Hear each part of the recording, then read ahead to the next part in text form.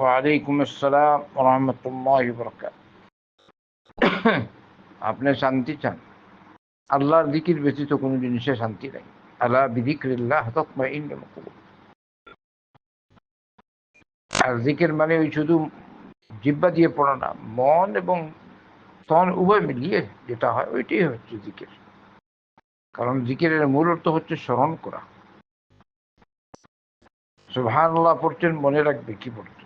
কোরআন তেলাওয়াত বুঝবেন কি পড়ছে। অর্থ বুঝে না, কমপক্ষে বুঝে আল্লাহর কালাম পাঠ করছি, তসবিহ পাঠ করছি, হ্যাঁ, তাহলে শান্তি পাবেন। নামাজ পড়েন, শান্তি পাবেন। যদি মন তন সব মিলে নামাজ পড়েন তাহলে শান্তি পাবেন ইনশাআল্লাহ। কিন্তু মন আপনার কখনো বাইরে চেষ্টা করুন, জেহাদ করতে হয়। মুজাহাদা, এটাকে বলে মুজাহাদা। ওয়াল্লাযীনা জাহাদু ফীনা লানাহদিয়ান্নাহুম সুবুলানা। মন লাগিয়ে নামাজ পড়ুন। নামাজ পড়েন, মন লাগিয়ে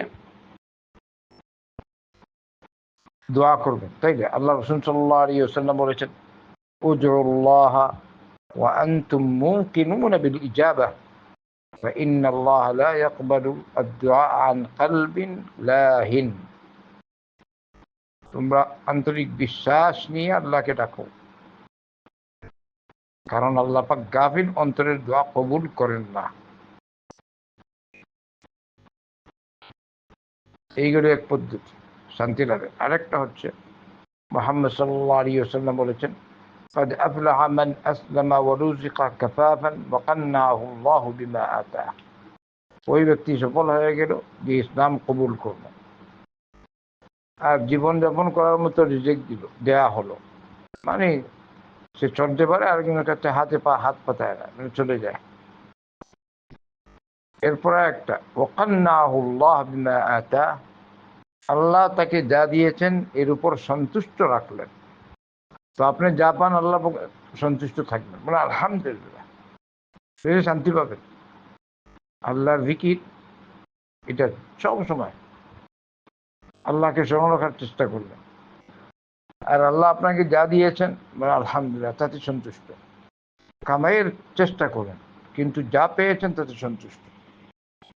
انظروا إلى من هو أسفل منكم ولا تنظروا إلى من هو فوقكم فهو أجدر ألا تزدروا نعمة الله عليكم।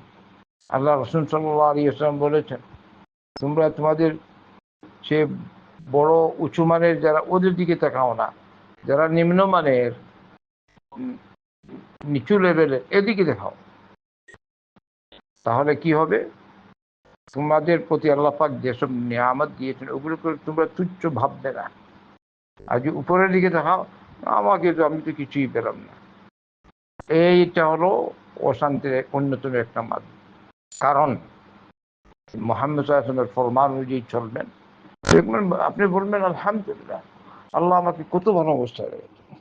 এই মানুষটা খেতে পাচ্ছে না, এই মানুষটার এই অবস্থা, এই মানুষটা এই অবস্থা, হ্যাঁ, আমাকে আল্লাহ কত দিচ্ছে প্রত্যেক দিন। কত লক্ষ লক্ষ কোটি কোটি মানুষ এ যাবৎ সকালে নাস্তা করতে পারে না, এটা আপনারা দেখেন না?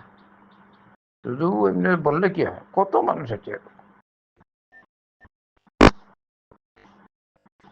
আল্লাহর জিকির রাখবেন, তকদিরের উপর বিশ্বাস, তকদির তকদির ইমানের যে মূল ভিত্তিগুলি ওগুলো একটু যাচাই করবেন, ওগুলো একটু রপ্ত করবেন, ওগুলোর ব্যাখ্যা জানবেন। আর মনের শান্তি পাওয়ার জন্য অন্যতম যে ভিত্তি তা হচ্ছে তকদির। তকদিরের উপর ইমান রাখেন, বিশ্বাস রাখেন, অন্যান্য সব ভিত্তির সাথে আল্লাহ যা লিখেছেন তাই হয়েছে, বাস টেনশন ছাড়া থাকেন, দেখবেন শান্তি পাবেন।